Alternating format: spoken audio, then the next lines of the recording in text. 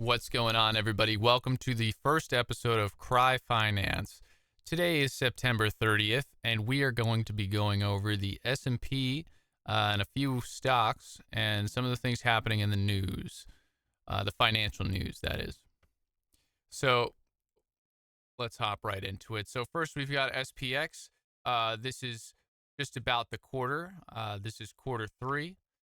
So we started off the quarter around the 54.60 level, something like that.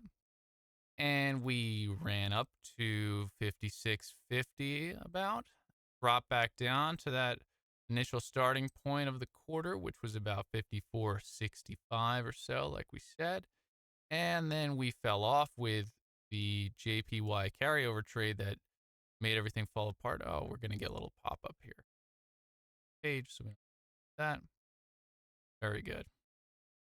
So, JPY carryover trade brought us down here. We bounced off of that level and we started going up.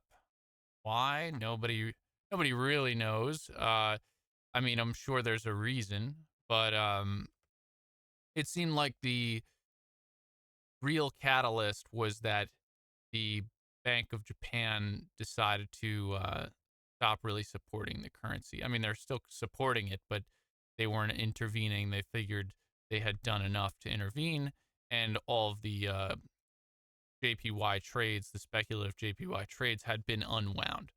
So now we're looking at the stock market and we're saying, well, the stock market isn't really too related. I'm sure someone's going to be waving their finger at their screen right now saying, yes, it is. But the stock market isn't as related as the market was pricing in to the JPY carryover trade. So now that these trades had been unwound, it was time to buy. So you saw this accelerated buying into the end of August.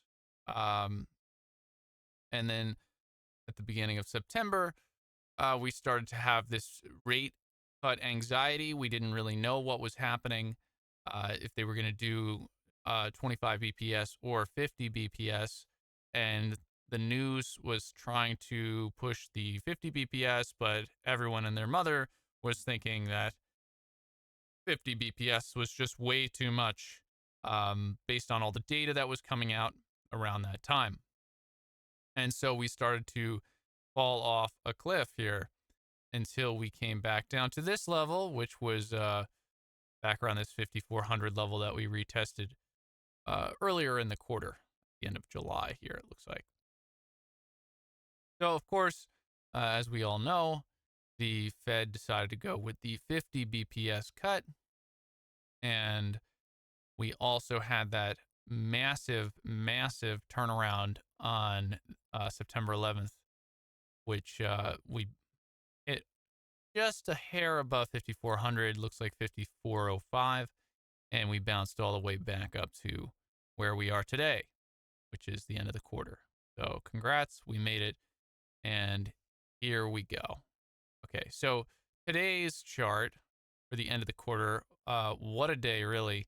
You see the beginning of the day up until Jerome Powell's speech, which was at, you know what, this clock here, oh no, the clock is good. I just need to zoom out a little bit. So today was, let's see where this starts here. Going back way too far now.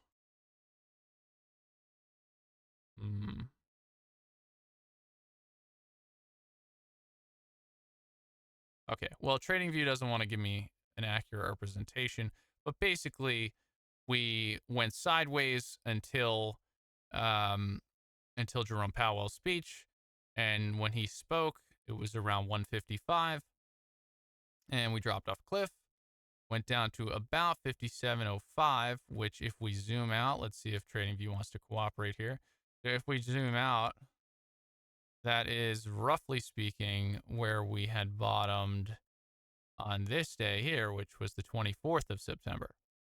So when we hit that low, we did what we did back here, a similar style where we have the double bottom, and we just go to the moon, and then we try to figure out how much farther we can go. We ended up closing at the high today. Now, this was the pit.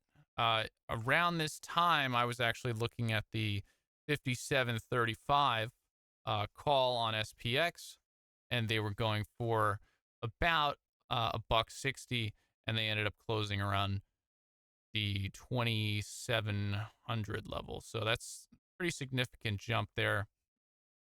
I want to say it's about 1500%. Again, that's just off the napkin estimate. Okay, moving on.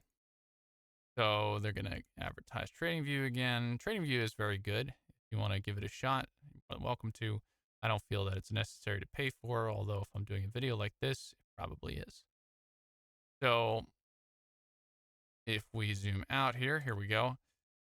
This will give us a 5-minute candles here on JP Morgan. I thought this was interesting. The beginning of the day, we started out in a hole.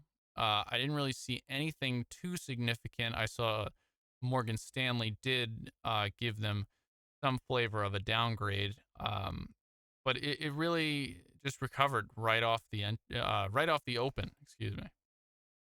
So we jumped up to this 210 level, and that's where we've been dancing around for some time now. And we just recovered basically the whole move and ended up closing green. So bravo, JP Morgan. You continue to be boring. So moving on. So next, we look at an advertisement for Carvana, or excuse me, for TradingView. And we want to be looking at Carvana here. So Carvana, we ended up just doing what Carvana does. And I thought this was interesting to point out because Carvana just continues to just rally off of when they were basically going to go bankrupt. And yeah, I mean, is there really an end in sight? So the reason I bring this up is because if we go to the next little page here, promise it won't be a TradingView advertisement to upgrade to premium or whatever they call it, is Stellantis. Okay, so Stellantis news. Stellantis tumbles on deterioration in auto industry. Jeep owner Stellantis warns of deterioration across global car industry. And you could see a lot of these articles. Basically, everything is terrible, awful, not good for the car industry. And then you have Carvana just pushing higher. So Carvana, I've always considered like a scam index, not really a viable business. I'm sure there's some fanboys out there that um, really love this company, but at some point, this thing is just going to go bust, in my opinion. That's not advice. Don't buy, don't sell based on anything I'm saying. But I do think that this is interesting, and that's why we're talking about it. Okay, so yeah, Stellantis, auto industry is no good. Moving on. So Jerome Powell spoke today at 1:55 p.m. and he said more of the same. Okay. So he said that the U.S. economy is in solid shape with more rate cuts coming, according to the Associated Press. Now, if you look over here to Yahoo Finance, I love this with Google because you can see all the different biases in one little square here. So you've got Yahoo Finance has the article that says Fed sees no hurry cut rates as confidence in economy grows. Um, so over here, more rate cuts are coming, and over here, they're not in any hurry to cut the rates. And then the Benzinga article is just a mixed bag and says future interest rate cuts hinge on data. Oh, really, what are we doing here? It doesn't even seem like they know. As far as these media outlets go, it doesn't seem like Jerome Powell knows because he's basically just casting a wide net and saying, look, anything's possible. And of course, Associated Press is going to have, the best, most positive article, but most positive spin because each one of these articles are going to have some sort of spin on them. There's no such thing as unbiased news, just remember. Okay, so moving forward, we've got Janet Yellen. What does she have to say? She defends her record, which is always wrong. Um, she was notorious right before COVID. She said, "We see no recession within our lifetime," something like that. And here she is defending her record. I don't really care about her record. It's just interesting to see what this lady is saying because she's usually not only wrong, but she says the opposite of what's going to happen. She's going to say the opposite of what's going to happen. Excuse me. Get some water before I get made fun of a little bit.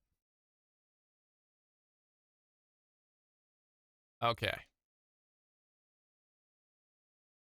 So let's see what else she had to say here. She calls for financial stability, vigilance, and warns against rolling back regulation. So that's going to roll us into actually over here. I want to talk about this because I know we're jumping ahead, at least in this series of squares here or tabs, whatever. But the basil or basil or however you want to pronounce it, I like basil, tomato, and basil on my pasta. So I'm going to say basil. I know it's not spelled the same. But the Basel 3 endgame is still really up in the air. But it says here 3 of 5 FDIC officials oppose the Basel endgame overhaul and all this jazz. I don't need to read it to you like a bedtime story. You can read this yourself on Reuters.com. But this is just interesting. If you kind of read down here, it basically says that we don't know when this is going to go through, and it's a little concerning that we don't know when it's going to happen. It could undermine banking as we know it. You know, these again, these outlets are going to always try to put some sort of spin on it. So that was what we saw here. Interesting. Take what you can get from it. Okay, so the Chinese stock market, they got some stimulus from the Chinese government. I thought this was an interesting headline. Stimulus rally, China stock market has best day since 2008. They love, they love, love 2008. And I'm not talking about China. I'm talking about the news. The news loves 2008. Can't get enough. In 2028, it'll be 20 years and they'll still be talking about 2008. Is this the next one? Is this the big one? The problem is that we didn't have all this crazy QE before 2008. So they're just going to keep doing QE until they don't. And when they don't, then it's going to be just no more market. It's probably going to still be a market, but it's going to be just some crazy dystopian market where it's not at all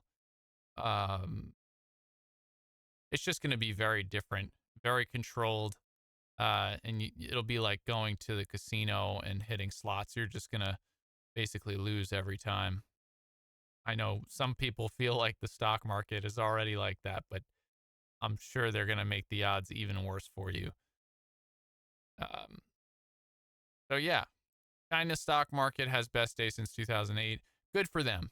They've sucked pretty hard lately. So that's the nice thing for them. But you know, these Chinese stocks, they're real scams. I mean, if we just pop in, let's pop in on one of these here. So if we just look at Alibaba, you know what? Which one did really crazy stuff today? I think it was Baba. Yeah. And if we just go to the chart here, so they started out the day, and this is why you don't want to really trade Chinese stocks, you know, and unless you want to trade Chinese stocks, but they're very volatile. These ADRs, so you want to be careful. That's really what I'm trying to say. You get these moves in Chinese stocks where, like today, for example, it opened up about $5 a share on just more hoorah Chinese stimulus, which happened last week. And as you could see, it really puttered out pretty quickly here. and just went from bad to worse, at least on the day. Over the last month or so, then we're talking about something completely different. It's up almost 30% on the month, which is just an incredible rally if you're trading common, or super incredible if you're trading options. But, this stock was sitting flat basically for a year. I mean, why would you go long?